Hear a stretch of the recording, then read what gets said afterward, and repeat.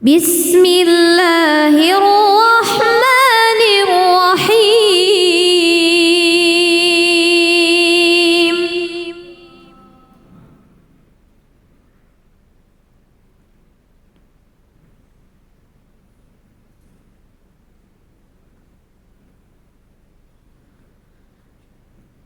ولا تقتلوا النفس التي حرم الله إلا بالحق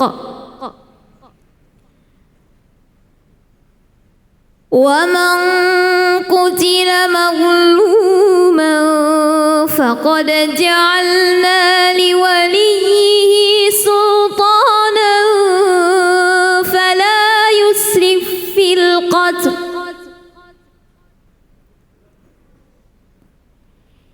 إنه كان منصورا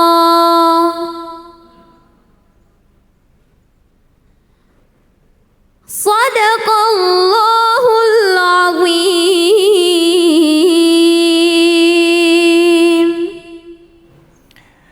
Alhamdulillah, terima kasih banyak Kaila yang sudah membacakan ayat suci Al-Quran surah Al-Isra ayat 33. Allah Subhanahu wa taala berfirman dalam surah Al-Isra ayat 33, dan janganlah kamu membunuh orang yang diharamkan Allah untuk membunuhnya kecuali dengan satu alasan yang benar. Dan barang siapa dibunuh secara zalim, maka sungguh kami telah memberi kekuasaan kepada walinya.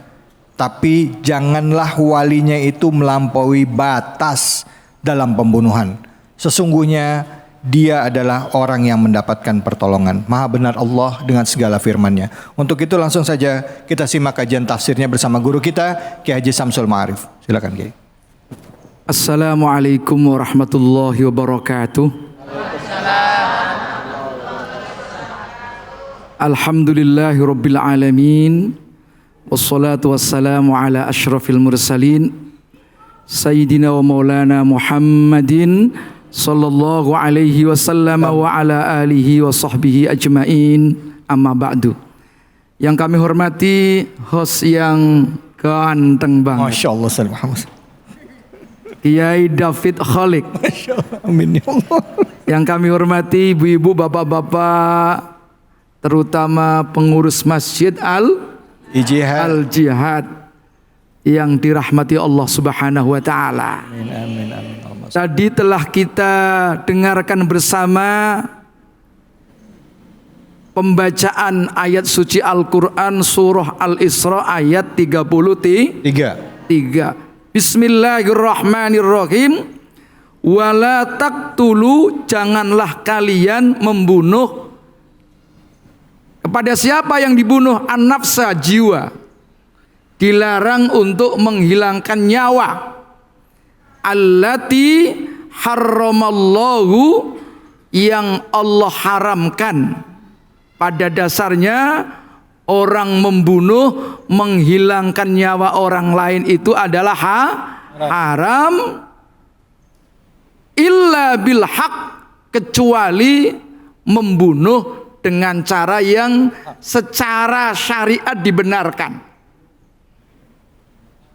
Misalnya, seseorang mendapatkan hukuman ditembak atau hukuman mati, itu kan harus ada eksekutornya. Nah, orang yang menjadi eksekusi dalam hukuman itu juga membunuh, tapi membunuhnya dibenarkan secara syariat atau secara syariat. Yang nomor dua, orang dalam peperangan. Orang perang kan antara membunuh dan dibunuh. Karena perang maka boleh membunuh. Itu pun ada caranya, ada etikanya, nggak boleh sembarangan. Kalau udah nyerah nggak boleh, perempuan nggak boleh. Nah, itu yang dimaksud illa bil haq. Nah, membunuh itu tergolong dosa besar. dalam hadis Nabi disebutkan, ijtanibu as-sab'a al-mubiqat. Jauhilah 7 perkara yang bisa membahayakan. Pertama, asyirku, perbuatan syirik. Yang nomor 2 adalah as-sihru, sihir. Yang nomor 3 adalah membunuh atau qatlun nafsi allati harramallahu illa bil haq. Nah, kalau kita lihat dalam pendekatan ilmu usulul fiqh, ada yang kita sebut dengan istilah ad-daruriyatul khams atau juga al-maqasidul khams. Pertama adalah kita punya kewajiban menjaga hifdzuddin. Yang nomor 2, hifdzun nafsi, menjaga jiwa. Yang nomor 3, hifdzul akli, menjaga akal. Yang nomor 4, hifdzun nasli, menjaga keturunan. Yang nomor 5 adalah hifdzul mal, menjaga harta. Nah, para hadirin yang dimuliakan Allah, kalau orang itu sudah membunuh orang lain, disebutkan dalam ayat ini, yaitu a'udzubillahi minasyaitonirrajim, wa man qutila madluman, wa man utawi sapane wong iku kutila kang den bunuh, yang dibunuh madluman secara terzolimi. Artinya orang itu dibunuh memang terzolimi, bukan karena tadi ada hal-hal yang dibenarkan, maka disebutkan dalam Al-Quran, faqad ja'alna liwaliyihi, maka sungguh kami jadikan, kata Allah, liwaliyihi ay liwarosatihi, bagi ahli warisnya, sultanan, kekuasaan. Maksudnya kekuasaan apa? Bagi ahli warisnya diberikan hak-hak pilihan. Apa saja? Pertama disebutkan boleh untuk melakukan hukuman sepadan. Hukuman sepadan itu dalam bahasa fikih jinayah namanya kisos. Jadi ada aksamul ukubah, jenis-jenis hukuman. Pertama, jenis hukuman itu antara lain adalah al-hudud, had. Misalnya orang mencuri, dipotong tangannya. Kenapa disebut hudud? Karena sudah sesuai dengan batasan. Hukumannya itu ditentukan oleh Allah. Yang nomor 2 adalah al-qisas. Qisas itu hukuman sepadan. Kalau ada orang motong tangan kirinya, orang itu hukumannya sama, harus dipotong tangan kirinya. Kalau ada orang motong jarinya, dipotong jarinya. Itu namanya qisas, hukuman yang sama. Ada lagi yang namanya diat. Nah, salah satu kekuasaan yang diberikan oleh ahli waris ketika ada keluarganya terbunuh, itu boleh minta ganti. Gantinya itu diat. Berapa duit? Seharga 100 unta.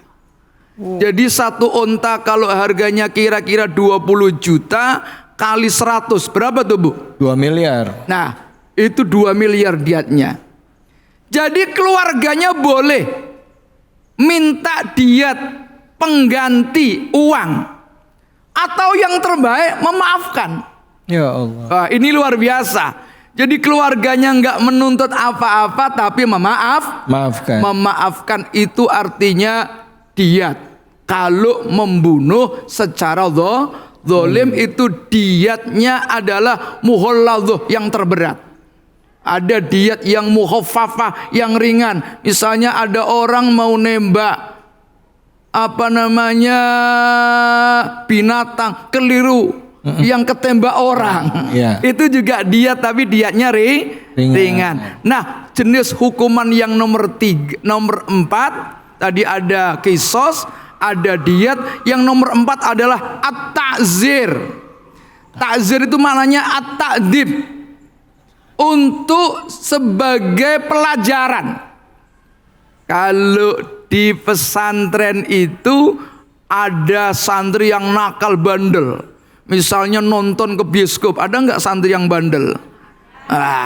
Santri yang bandel, bapaknya juga bandel, anaknya bandel, suka melakukan kekerasan, nyeksa orang lain, berarti bapaknya harus introspeksi, jangan-jangan ngasih makan dengan cara yang nggak baik. Ya Bu ya? Nah, maka orang santri yang bandel tadi dikenakan sanksi, namanya sanksi takzir, supaya menjadikan pelajaran. Nah, para hadirin yang dimuliakan Allah, bapak-bapak, ibu-ibu semua, al-amru bisyai' amrun biwasailihi. Perintah kepada sesuatu juga perintah kepada segala sesuatu yang mengantarkan sesuatu tersebut.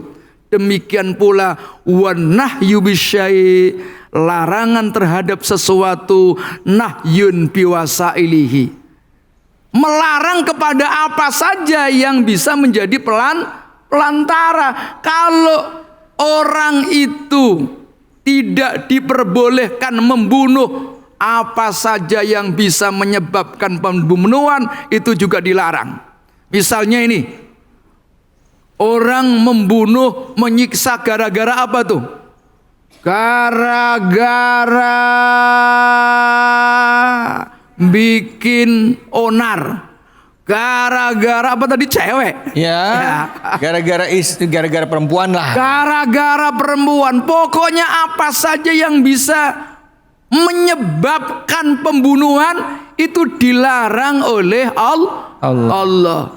Apa saja yang diperintahkan juga diperintahkan segala sesuatu yang bisa mengantarkan. Demikian pula yang dilarang, segala sesuatu yang menyebabkan melakukan larangan juga dilarang. Itulah pentingnya ngaji. Ngaos. Oh, ngaos. Itulah pentingnya ngaji. Ya. Jadi harus tahu. Mudah-mudahan ya kita ini terhindar dari perbuatan membunuh. Terakhir ini saya bacakan ayat suci Al-Quran. Ya.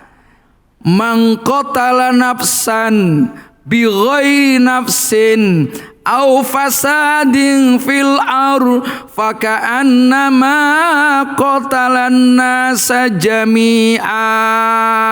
Allah. Barang siapa yang membunuh seseorang ya tanpa adanya alasan tertentu, atau orang itu mengadakan kerusakan, ya, faka'annama qatalan nasa jami'a, maka seakan-akan orang itu telah membunuh seluruh umat manusia.